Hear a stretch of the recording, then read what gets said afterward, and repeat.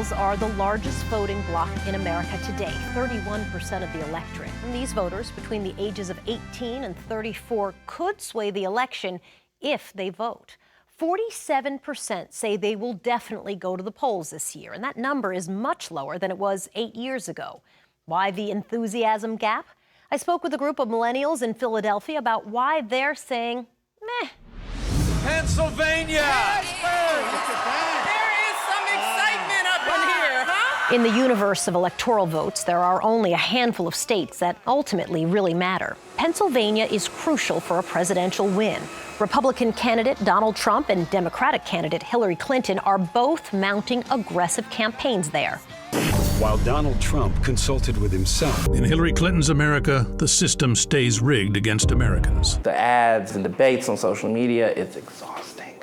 24-year-old Ernest Owens is paying close attention to what the candidates are saying. This self-described social media journalist says politically he's a critical Democrat who thinks the issues are absent from the debate.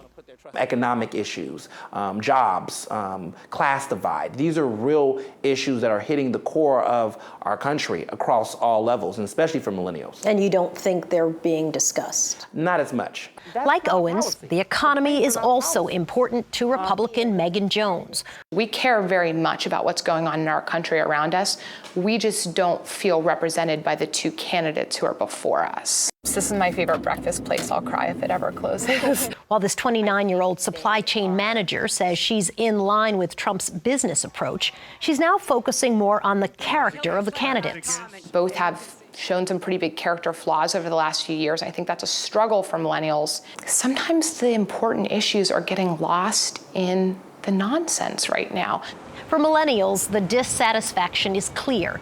In the Pennsylvania primary, Clinton lost to Bernie Sanders 83% to 17% among young Democrats. In the Republican primary, 48% of young Republicans voted for someone other than Trump. I was elated to be there with Tish Thomas, a 32-year-old fashion stylist, supported Sanders in the primary. A Democrat, she says she's been slow to embrace what Clinton has to offer. I'm not really a Hillary cheerleader. So you're still waiting? I'm waiting. I'm waiting to see. To hear what? To hear something that really strikes me as something that feels good. Nothing feels good right now to me. I would never not vote. However, I'm leaning towards independent. I don't know what. I wish Bernie was still in the running.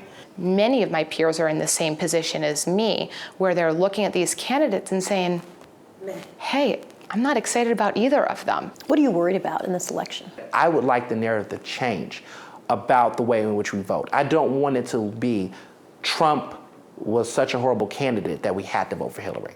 In 2012, the first time I ever voted in a presidential race, I voted for President Obama, and I was excited. And now, not so much. I mean, to put it in context, I don't have a Hillary t-shirt.